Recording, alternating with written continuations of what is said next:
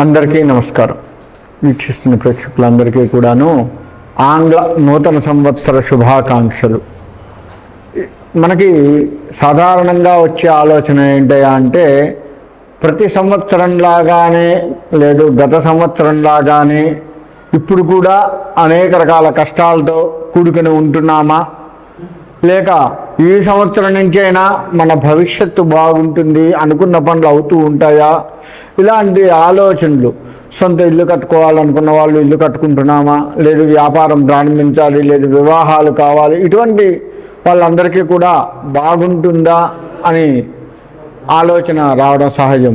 కాబట్టి మన ఈ ప్రేక్షకులందరికీ కూడాను ఈ 2025వ సంవత్సరం మొత్తం కూడాను జనవరి నుంచి డిసెంబర్ వరకు కూడాను అన్ని రాశుల వారికి, ద్వాదశ రాశుల వారికి కూడా ఎలా ఉంటుందో మనం తెలుసుకుందాము. అందరికీ నమస్కారం. తులారాశి విషయానికి వస్తే అసలు వీళ్ళకి మొదట 2-3 నెలలు మాత్రమే సామాన్యంగా ఉంటుంది. అంటే మామూలుగా ఉంటుంది, తక్కువగా ఉంటుంది అనగా సామాన్యంగా. అంటే మామూలు వేరు, సామాన్యం వేరు, గుర్తుపెట్టుకోండి.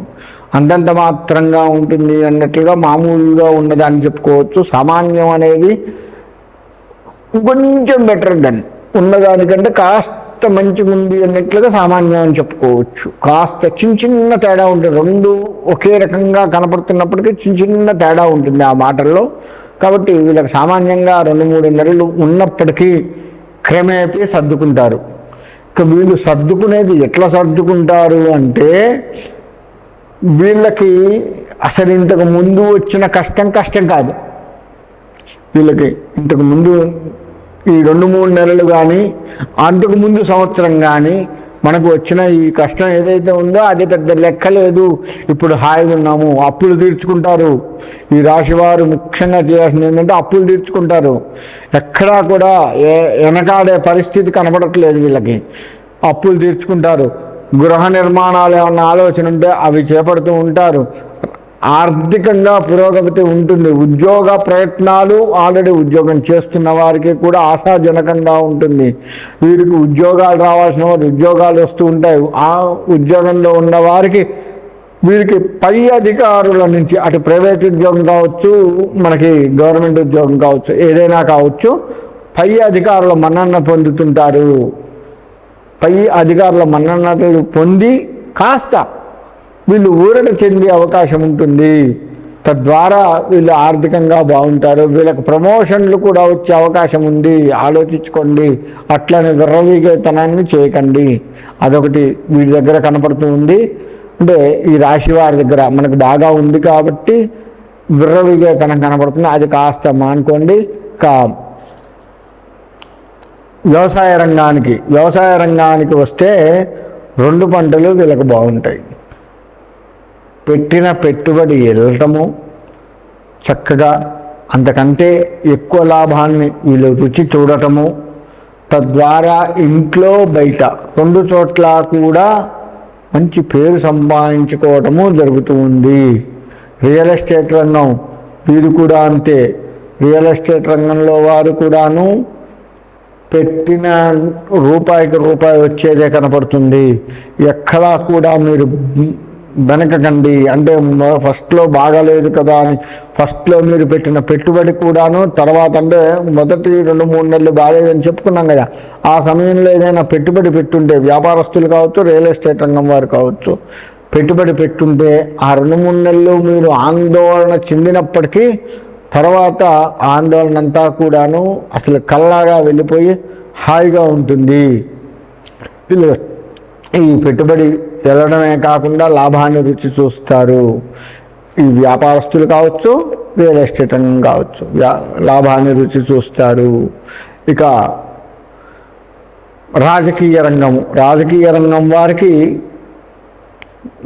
నా మనిషి ఇంత గొప్పవాడా అని ఇంట్లో అనుకోవటం జరుగుతుంది.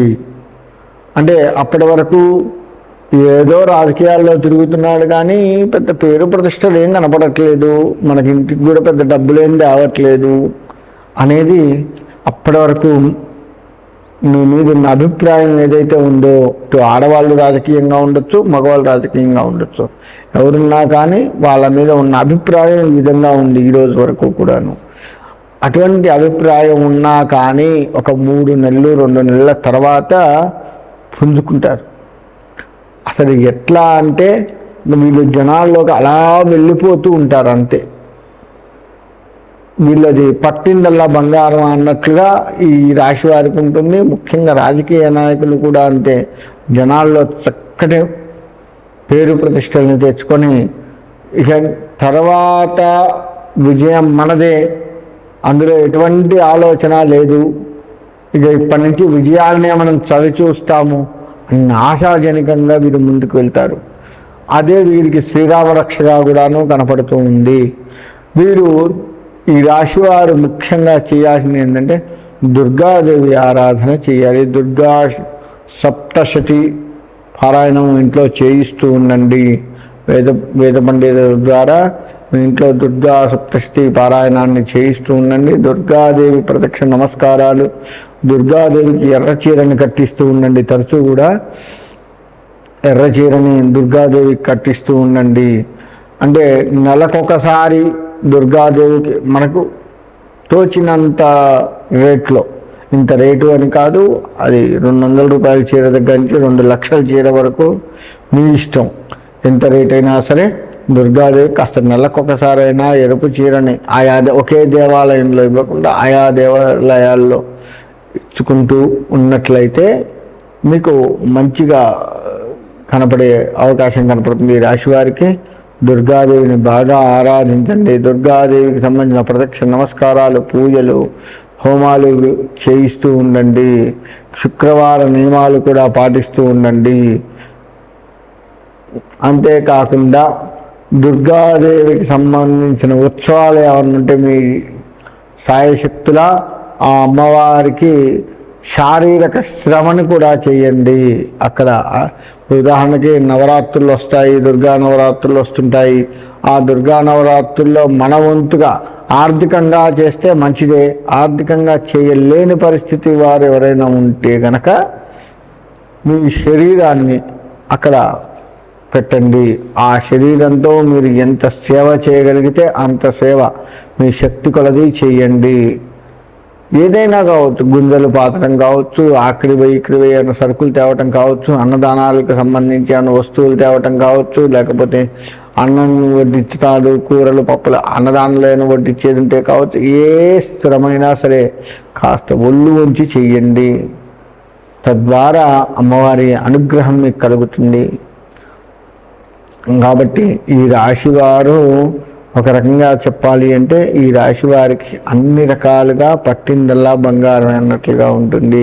ఇటు విద్యార్థులు, వ్యాపారస్తులు, వ్యవసాయ రంగము మరియు రియల్ ఎస్టేటు, ఇటు పోతే రాజకీయ రంగము, ఈ 5 రంగాల వారికి కూడాను చాలా బాగుంది ఈ సంవత్సరము. 2025వ సంవత్సరము ఎంత బాగుంది అంటే ఇక ముందు కూడా ఎంత బాగుంటుందా,